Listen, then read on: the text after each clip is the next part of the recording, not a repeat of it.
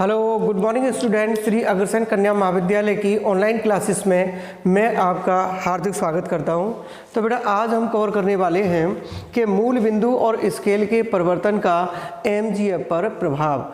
यानी मूल बिंदु यानी किसी भी रैंडम वेरिएट का अगर मूल बिंदु लें, मूल बिंदु और स्केल को बदल दिया जाए तो यानी मोमेंट जनरेटिंग फंक्शन पर क्या प्रभाव पड़ता है।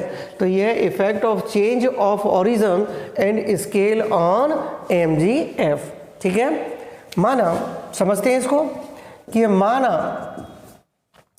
विचर एक्स के मूल बिंदु तथा स्केल को बदल दिया जाए, यानी मुख्य स्केल और यानी स्केल और मूल बिंदु को बदल दिया जाए, बदलकर कोई नया विचर u लिया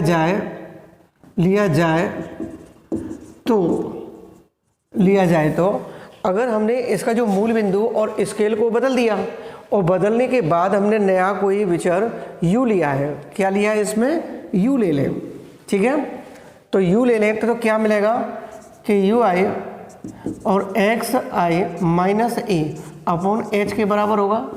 इसको निकालें कि ui h बराबर xi माइनस a के बराबर होगा, या xi माइनस a बराबर यू आई एच के यू एच के बराबर होगा, और x जो है वो आपका a प्लस यू एच के बराबर रहेगा। इसको समीकरण 1 ले लेते हैं। ठीक है, अब हम इसमें देखते हैं कि दो वेरिएबल हो गए, आपके वेरिएट हो गए, एक तो x हो गया और एक दूसरा कौन सा है u है। अब दोनों के मान अलग अलग डिफरेंट आ सकते हैं, उनका देखते हैं। यदि विचर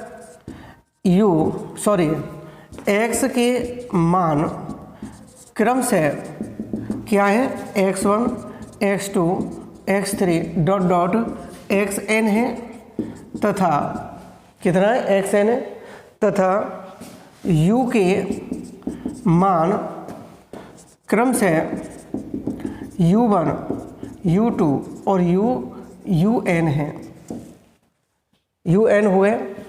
ठीक है, un हुए तो इनकी संगत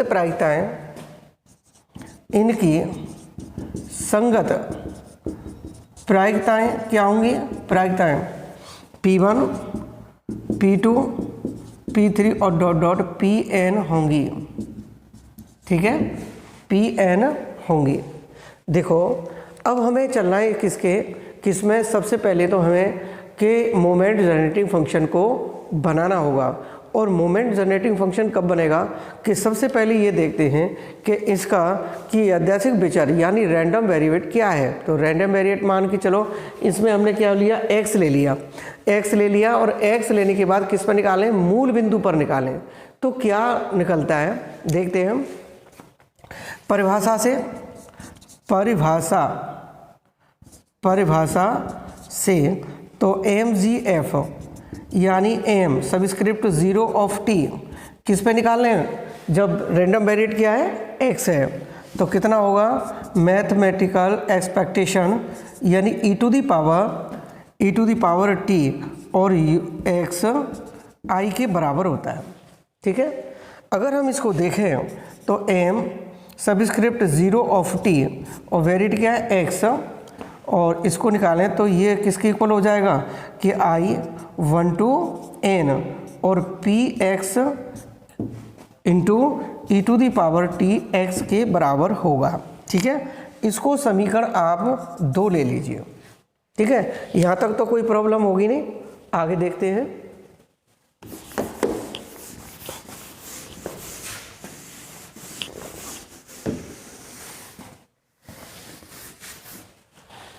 ठीक है, अच्छा, अब यहाँ देखते हैं इसको कहाँ तक प्रूफ करेंगे। m subscript 0 of t x बराबर लिया है हमने। ये जो वैल्यू है कि समेशन कि i1 to n p of x e to the power T x के बराबर हो गया।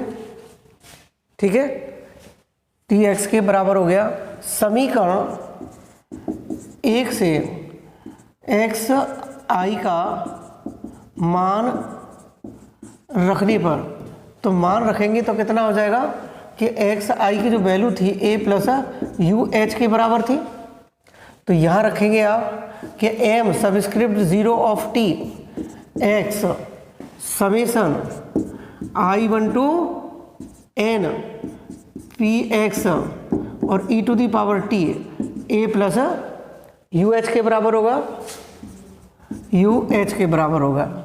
आगे सॉल्व करते हैं इसे कि समेसन कि I one to N P of X और E to the power T A और प्लस टी यू एच के बराबर होगा बेटा। ठीक है, आगे देखते हैं, आगे देखेंगे तो आगे देखेंगे कि summation I one to N P X I E to the power T A के बराबर है और E to the power T U H के बराबर हो गया। ये कांस्टेंट टर्म मानी जाएगी क्योंकि इसके अंदर कोई वेरिएट है ही नहीं, तो वेरिएट नहीं है तो इसको हम कहाँ रखें कि बाहर निकालते हैं। तो E to the power T summation क्या बचे I one to N P of x I और E to the power T U H के बराबर होगा। ये है आपका कि M subscript 0 of T, right. और किस पे निकालना है वेरिएट, जब वेरिएट आपका क्या हो एक्स हो। नेक्स्ट स्टेप क्या हो जाएगा इसमें,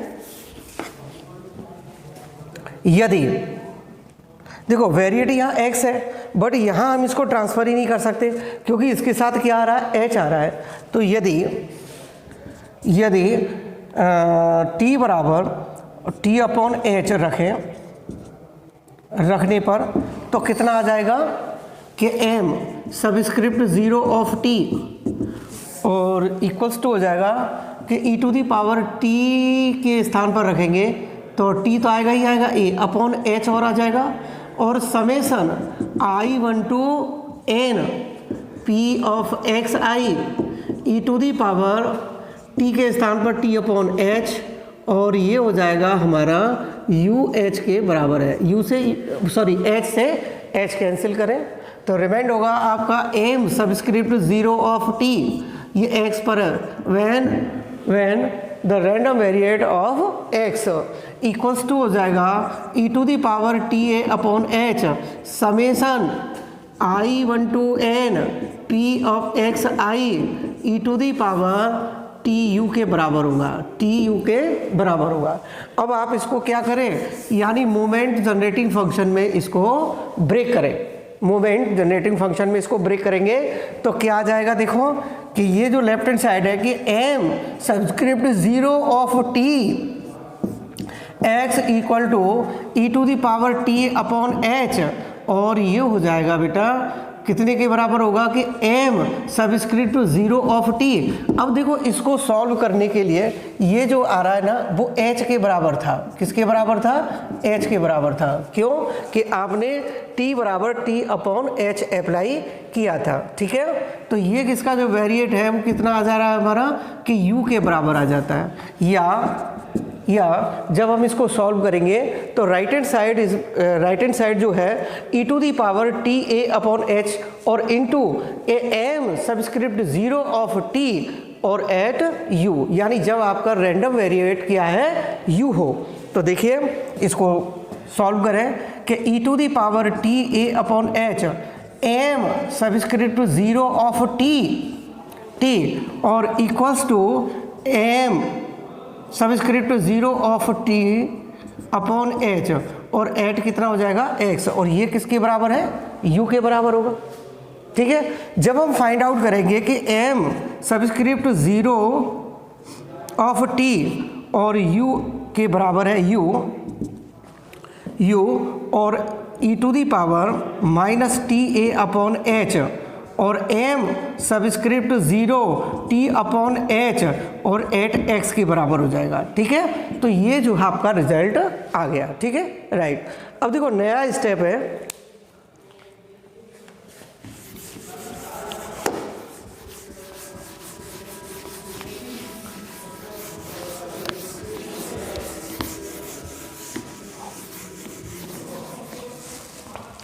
देखो नेक्स्ट थ्योरम है आपकी,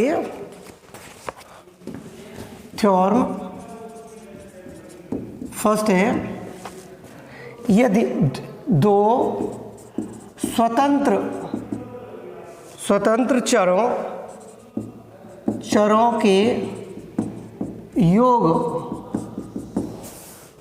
योग का MGF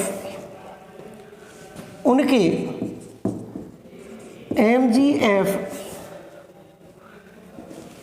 के गुणनफल के बराबर होता है। दो स्वतंत्र चरों के योग का MGF उनके MGF के गुणनफल के बराबर होता है। ठीक है बेटा, देखो आप अच्छी तरह से जानते हैं कि लोअर क्लासेसों में जब भी हमने थ्योरम किया है, वो थ्योरम जो होती है वो एक लैंग्वेज पर डिपेंड करती है और उसी लैंग्वेज के अंदर सारी चीज़ें छुपी होती हैं और जो पूछ रहा है वहाँ तक हमें पहुँचना होता है। देखिए इस थ्योरम में क्या है कि दो स्वतंत्र चर हैं, तो इसका मतलब है कि आपके 2 रैंडम वेरिएट होंगे। ठीक है, अब 2 रैंडम वेरिएट है तो उसके अंदर आपको क्या करना होगा कि आपको योग करना होगा। जब योग करने के बाद जब हम उसको सॉल्व करेंगे तो उसका रिजल्ट किसके बराबर आना चाहिए कि गुणनफल के बराबर आना चाहिए। अब देखते हैं इसमें सबसे पहले तो हमें क्या करना होगा कि 2 आपको रैंडम वेरिएट यानी यादृच्छिक विचर लेने होंगे। तो प्रूफ है, माना x तथा y दो स्वतंत्र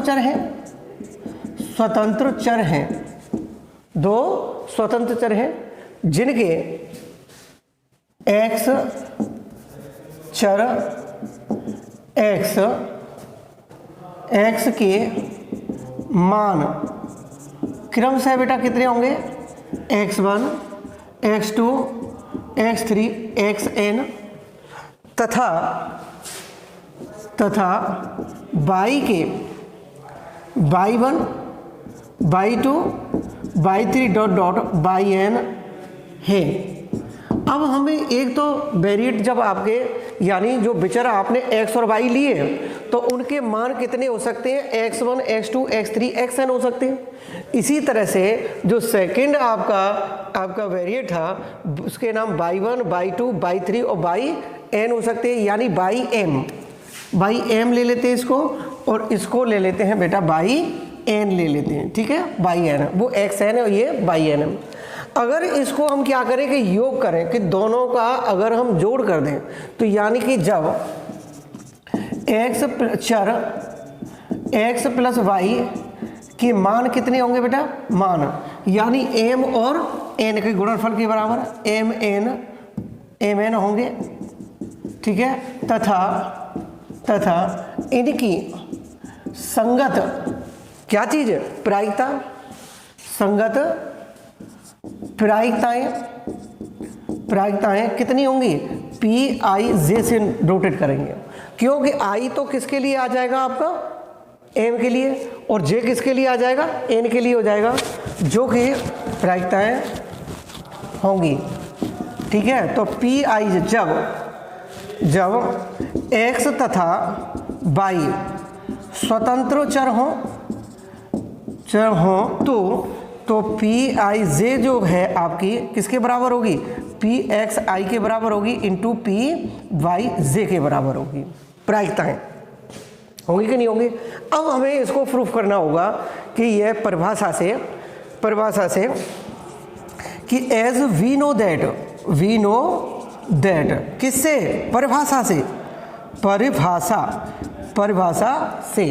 अब जब परिभाषा क्या चीज़ है इसमें कि जब वेरिएट आपका क्या हो, x हो और किस पे निकाले, मूल बिंदु पर, ओरिजिन पर निकाले, तो आपका मोमेंटिंग फंक्शन क्या होना चाहिए कि MGF और m सबस्क्रिप्ट 0 ऑफ t इसके बराबर हो जाएगा नहीं हो जाएगा, और इक्वल्स टू ये x पर ही तो निकालने हम, किस पर निकालें, x पर।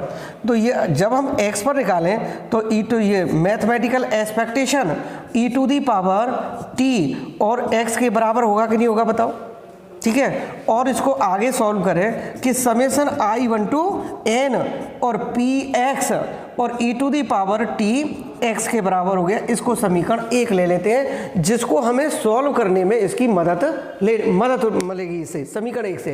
तो समीकरण 1 की सहायता से, समीकरण 1 की सहायता से, तो सहायता लीजिए इसे।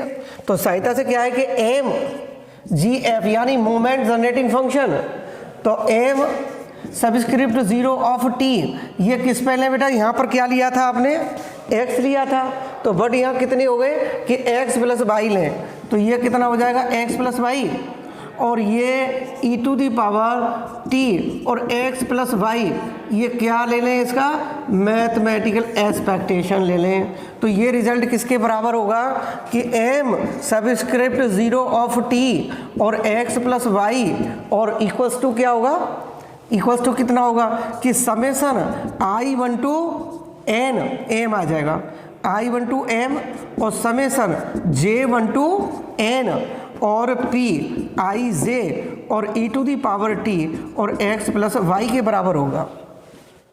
ठीक है। एक चीज़ मैं और बता रहा हूँ कि जब आपके कि e to the power function इसमें कौन सा आ रहा है, e टू दी पावर का आ रहा है, e to the power x है, एक्सपोनेंशियल फंक्शन है, उसमें हमेशा प्रोडक्ट के ही लिए आता है। ठीक है। तो आगे सॉल्व करते हैं इसे।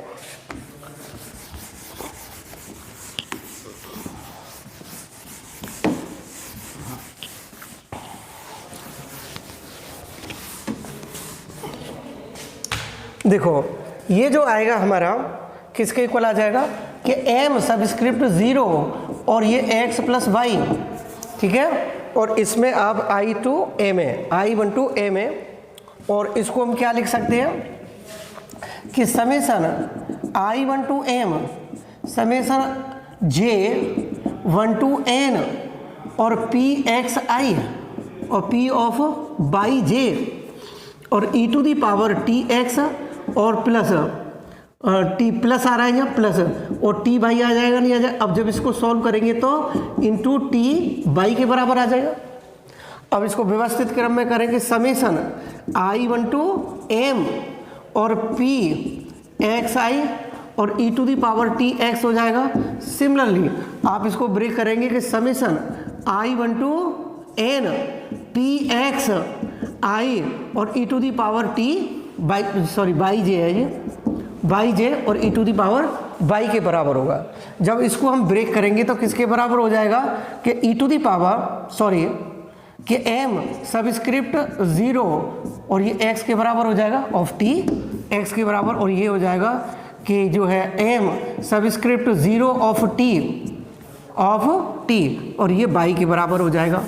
तो हम प्रूफ कर चुके हैं ना कि m subscript 0 of t x plus y और इक्वल्स टू कितना हो जाएगा subscript m subscript 0 of t और ये कितना हो जाएगा x और ये m सबस्क्रिप्ट 0 ऑफ t और ये y के बराबर हो जाएगा। ये होता है हैंस प्रूव्ड। ठीक है, हैंस प्रूव्ड हो गया। जो पूछा था कि यदि ये केस फर्स्ट ले लेते हैं कि यदि